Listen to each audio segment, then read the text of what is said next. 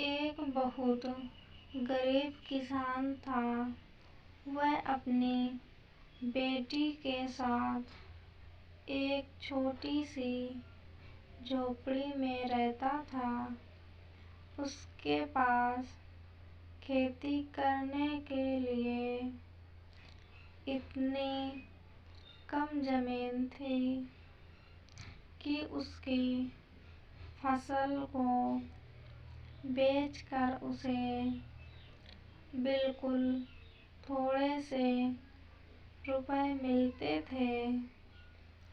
उन रुपयों से वे लोग ठीक से खाना भी नहीं खा पाते थे। वह राजा के पास अपनी समस्या लेकर आया। राजा दयालु थे। उन्होंने किसान को अपनी जमीन में से कुछ जमीन दे दी खेती करने के लिए। उन्होंने कहा, यह जमीन तो हमारी ही रहेगी, लेकिन उस पर उगने वाली फसल तुम्हारी होगी। किसान ने राजा को बहुत बहुत धन्यवाद दिया। एक दिन वह खेत की जुताई कर रहा था। तभी उसका हर किसी कठोर चीज से टकराया। उसने वहां खोद कर देखा तो उसे सोने की एक ओखली मिली। किसान ईमानदार था। उसने अपनी बेटी से कहा, हमें यह ओखली राजा के खेत से मिली है।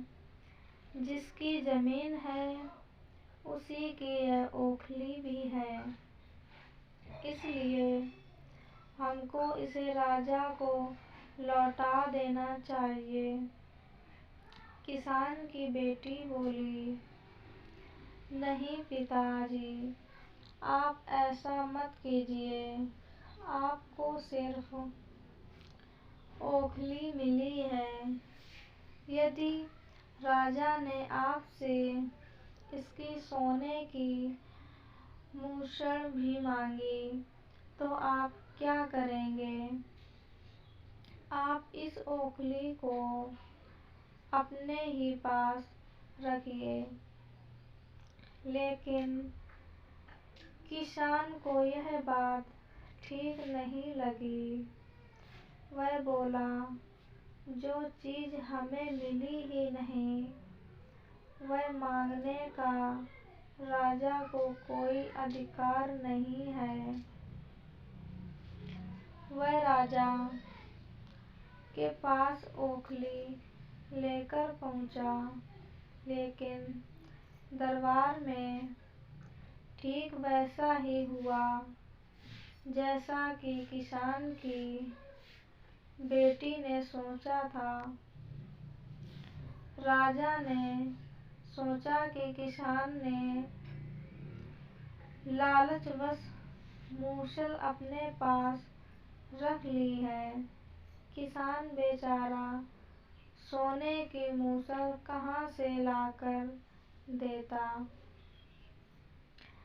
नतीजा यह हुआ कि किसान को जेल में डाल दिया गया।